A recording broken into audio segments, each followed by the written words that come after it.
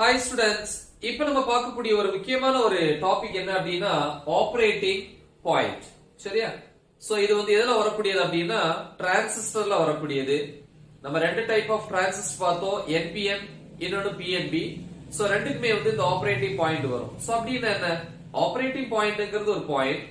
So அந்த பாயிண்ட்ல transistor எஃபிஷியன்டா என்ன ஆகும்? ஒர்க் ஆகும். அப்போ ஒரு டிரான்சிஸ்டர் எஃபிஷியன்டா ஆபரேட் பண்றதுக்கு நம்ம சூஸ் பண்ணக்கூடிய அந்த பாயிண்ட்க்கு பேர் தான் இது ஆப்பரேட்டிங் பாயிண்ட். அப்ப எப்படி டெஃபினிஷன் எழுதலாம்?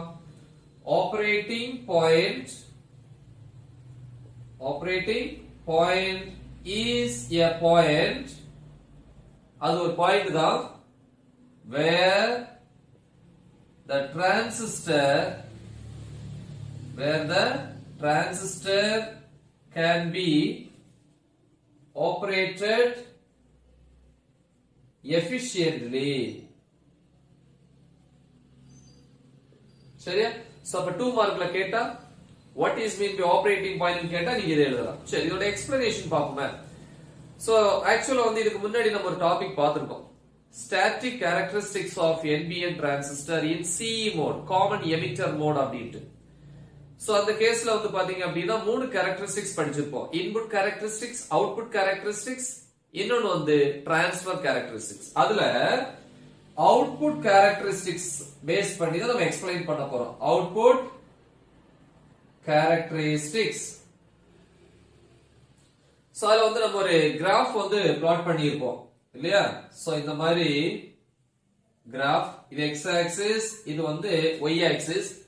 எப்பவுமே நார்மலா கொடுக்கக்கூடிய வோல்டேஜ் டிபெண்ட் பண்ணி தான் கரண்ட் இருக்கும் இல்லையா? அப்ப வோல்டேஜ்ங்கிறது இண்டிபெண்டன்ட், அது கண்டிப்பா எக்ஸ் ஆக்சிஸ்ல இருக்கணும். நெக்ஸ்ட் கரண்ட்ங்கிறது டிபெண்டன்ட், வோல்டேஜ் டிபெண்ட் பண்ணி இருக்கும். சோ அது அதனால ஒய் ஆக்சிஸ்ல இருக்கும். கரெக்ட்டா?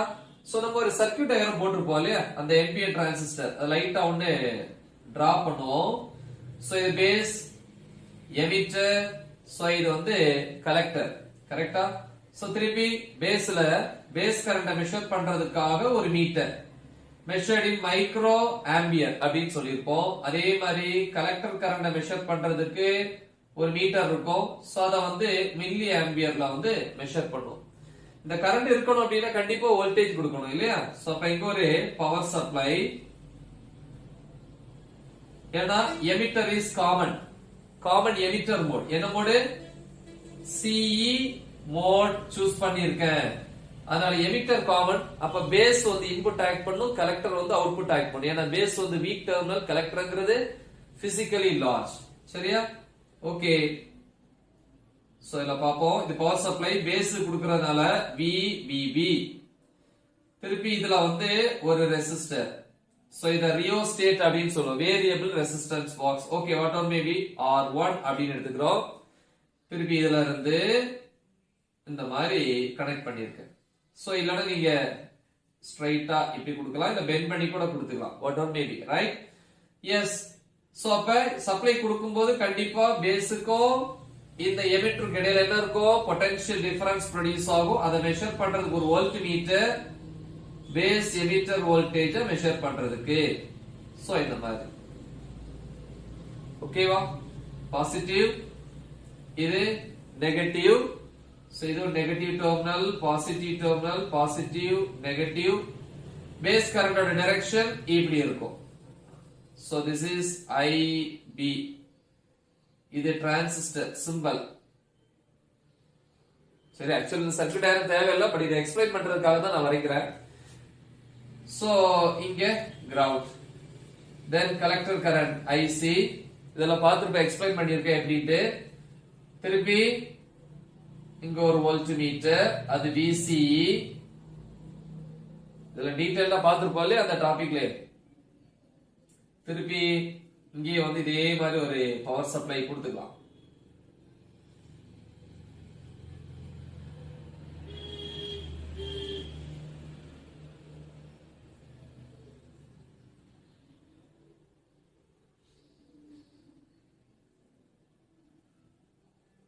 ரைட்? சோ இது R2, இது VCC. சரி, இந்த அவுட்புட் கேரக்டரிஸ்டிக்ஸ்ல என்ன பண்ணிருப்போம் அப்படின்னா இன்புட் கான்ஸ்டன்டா வச்சு அவுட்புட் செக்ஷனை மட்டும் வேரி பண்ணிருப்பீங்க. அப்ப விசி அட்ஜஸ்ட் பண்ணி, ஏன்னா விசிசி அட்ஜஸ்ட் ஆகும்போது விசி அட்ஜஸ்ட் ஆகும். அப்ப அதுக்கு தகுந்த கலெக்டர் கரண்ட் இதுல தெரியும். எப்ப பேஸ் கரண்ட், பேஸ் தான் இன்புட், பேஸ் கரண்ட் ஜீரோவா இருக்குதோ அப்ப கலெக்டர் கரண்டும் ஜீரோவா இருக்கும். அந்த இடத்துல டிரான்சிஸ்டருக்கு வேலையே இல்லை. ஏன்னா டிரான்சிஸ்டர்ங்கிறது வந்து ஒரு ஆம்பிளிஃபயர் ஒர்க் பண்ணக்கூடியது. கரெக்டா?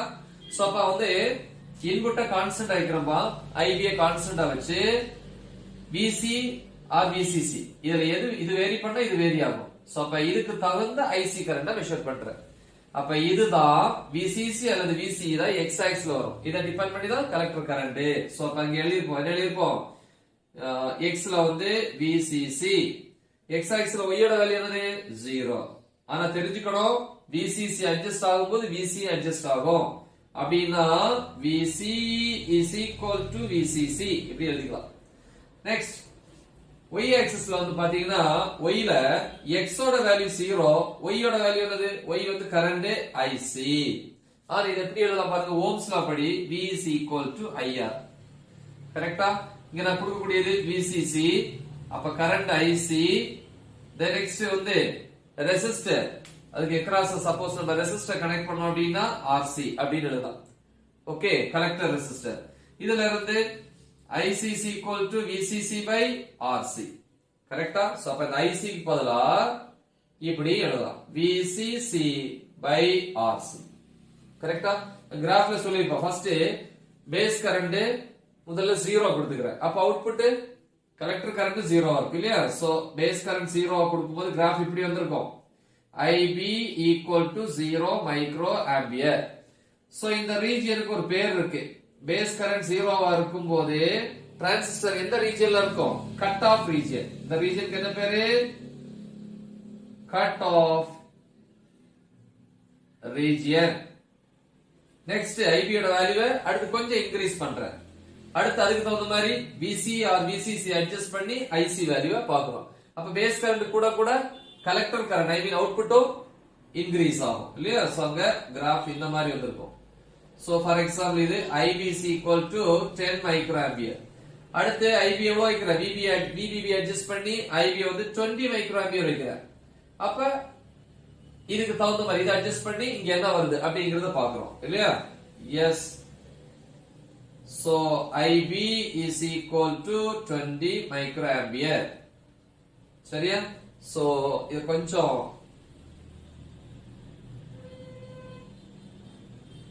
yes. Next இது IB is equal to 30 microampere. அடுத்து IB யோட வேல்யூ என்ன வைக்கிறோம்? இப்படி இருக்கலாம் இல்லையா? இங்க ஸ்டெடியா இருக்கும். So IB is equal to 40 microampere. சொல்லி போயிட்டே இருக்கும். So இப்போ இத பாருங்க, இதான் மேக்ஸிமம் கரண்ட் IC இல்லையா? ஏன்னா VCC by RC னாலே IC அப்படின்னு சொன்னோம். இங்க எழுதிருக்க. அப்ப இதுல பாருங்க, இதான் மேக்ஸிமம் கரண்ட். சோ அப்ப இங்க டிரான்சிஸ்டர் வந்து நல்ல எஃபெக்டிவா ஒர்க் ஆயிருக்கு. சோ இந்த ரீஜியனுக்கு ஒரு பேர் இருக்கு. என்ன அப்படின்னா இந்த ரீஜியனுக்கு ஒரு பேர் இருக்கு, சேச்சுரேஷன் ரீஜியன் அப்படின்னு சொல்லுவோம். சோ சேச்சுரேஷன்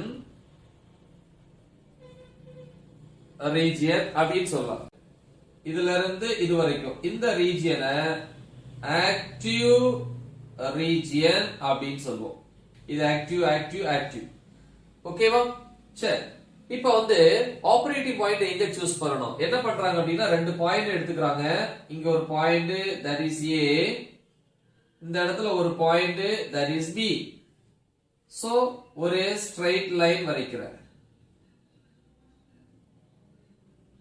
கரெக்ட்டா அந்த ஏங்கிற பாயிண்ட்டுக்கு ஒரு ஸ்ட்ரைட் லைன் வரைச்சிட்டேன்.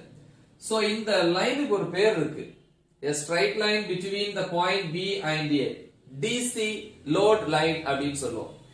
இந்த DC load லைன்ல வந்து மோஸ்ட்லி வந்து ஆக்டிவ் ரீஜியன்ல சூஸ் பண்ணா பெஸ்ட் இல்லையா? ஏன்னா இப்போ ஒரு எக்ஸாம்பிள், ஒரு ஆபரேஷன் நடக்குது, டாக்டர் ஆபரேட் பண்றாரு. ஆபரேட் பண்ணக்கூடிய அந்த பிளேஸ் வந்து ஸ்டேபிளா இருந்துச்சு அப்படின்னா, இந்த மாதிரி பிளாட்டா இருந்துச்சு அப்படின்னா அவுட்புட் வந்து பெர்ஃபெக்ட்டா இருக்கும். இந்த மாதிரி எட்ஜ் மாதிரி இருந்துச்சுன்னு வச்சுங்களேன், பில்டிங் ஆடிட்டே இருந்துச்சு அப்படின்னு வச்சுங்களேன், அப்ப என்ன ஆகாது, அந்த இடத்துல வந்து அவுட்புட்ல வந்து டிஸ்டார்ஷன் இருக்கும், உருக்குலைவு இருக்கும். அதனால மோஸ்ட்லி வந்து ஆக்டிவ் ரீஜனை சூஸ் பண்ணணும். சோ இத வந்து 3 பாயிண்ட் சூஸ் பண்றோம். ஆக்டிவ் இது ஆக்டிவ் கிடையாது, இதுக்கு இந்த பக்கம் தான் ஆக்டிவ். இது வந்து பாத்தீங்கன்னா எந்த ரீஜன்ல வருது, இந்த எட்ஜ்ல வருது, சேச்சுரேஷன் ரீஜன்ல தான் வருது. ஓகே எனிவே சோ அப்ப இந்த பாயிண்ட் எடுத்துக்கலாம், இதை எடுத்துக்கலாம், இதை எடுத்துக்கலாம். சோ இந்த பாயிண்ட்ஸ் எல்லாமே ஆல்மோஸ்ட் பிளாட் ஏரியால இருக்கு. சோ இத P Q R. So these points are called என்ன சொல்லுவாங்க அப்படின்னா Q points or quotient points அப்படின்னு சொல்லுவாங்க, தொடக்க புள்ளிகள் அப்படின்னு சொல்லுவாங்க. அதுல இந்த DC லோட் லைன்ல சென்டர் Q கரெக்டா சென்டர். சோ இதுல வந்து பாத்தீங்க அப்படின்னா ஆபரேஷன் அதிகமா இருக்கும். சோ அப்ப இந்த பாயிண்ட்ஸ் தான் என்ன சொல்லுவாங்க அப்படின்னா ஆபரேட்டிங் பாயிண்ட் அப்படின்னு சொல்லுவாங்க. சரி, சப்போஸ் நீங்க சூஸ் பண்ணக்கூடிய ஆபரேட்டிங் பாயிண்ட் இந்த ரீஜன்ல இருந்துச்சுன்னா, சேச்சுரேஷன் ரீஜன்ல இருந்துச்சு அப்படின்னா பேஸ் கரண்ட் 0 இல்லையா, அப்ப டிரான்சிஸ்டர் வந்து என்ன ஆகாது, ஆம்ப்ளிஃபையரா ஒர்க் பண்ணாது, டிரான்சிஸ்டர் வேலையே செய்யாது. அப்படின்னா டிரான்சிஸ்டர் எப்படி இருக்கும், ஒரு ஓபன் சுவிட்ச் ஆக்ட் பண்ணும். ஏன்னா ஓபன் சுவிட்ச் ஆர் ஓபன் சர்க்யூட்ல வந்து கரண்ட் இருக்காது. கரெக்டா? அப்ப எந்த ரீஜன் பா, கட் ஆஃப் ரீஜனை பொறுத்த வரைக்கும், கட் ஆஃப் ரீஜியனை பொறுத்த வரைக்கும் அப்ப நம்ம சூஸ் பண்ணக்கூடிய ஆபரேட்டிங் பாயிண்ட் கட் ஆஃப் ரீஜியனை சூஸ் பண்ணீங்க அப்படின்னா டிரான்சிஸ்டர் எப்படி ஆக்ட் பண்ணும், ஓபன் சுவிட்ச்.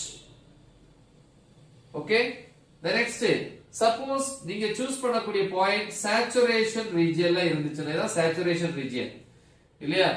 அப்ப சேச்சுரேஷன் இருந்துச்சு அப்படின்னா டிரான்சிஸ்டர் எப்படி ஆக்ட் பண்ணும், க்ளோஸ்டு சுவிட்ச். அதான் சர்க்யூட் வந்து க்ளோஸ்ட் சர்க்யூட்டா மாறிடும். அவுட்புட் கரண்ட் இன்கிரீஸ் ஆகும். ஏன்னா பேஸ் கரண்ட் இன்கிரீஸ் ஆகுது பாருங்க. இதான் சேச்சுரேஷன் மேக்ஸிமம் தெவிட்டிய நிலைன்னு சொல்லுவாங்க. நல்லா சாப்பிட்டுருப்போம், வயர் நிரம்பி இருக்கும், இடமே இருக்காது, திருப்பி சாப்பிட ட்ரை பண்ணுவோம், தெவிட்டுன்னு சொல்லுவீங்க. அதான் மேக்ஸிமம் லெவல். சோ அதான் சேச்சுரேஷன் ரீஜன். அப்போ ஒரு டிரான்சிஸ்டர் சேச்சுரேஷன் ரீஜியன்ல, அதாவது நம்ம ஒரு சேச்சுரேஷன் ரீஜியன்ல ஒரு ஆபரேட்டிங் பாயிண்ட் சூஸ் பண்ணோம் அப்படின்னா அந்த இடத்துல டிரான்சிஸ்டர் ஓபன் சுவிட்ச் ஆக்ட் பண்ணும். ஏன்னா அங்க base current 0, output current 0, transistor ஆம்ப்ளிஃபையரா ஒர்க் பண்ணாது, ஆம்ப்ளிஃபை பண்ணாது, இன்புட் கரண்ட் 0 இல்லையா.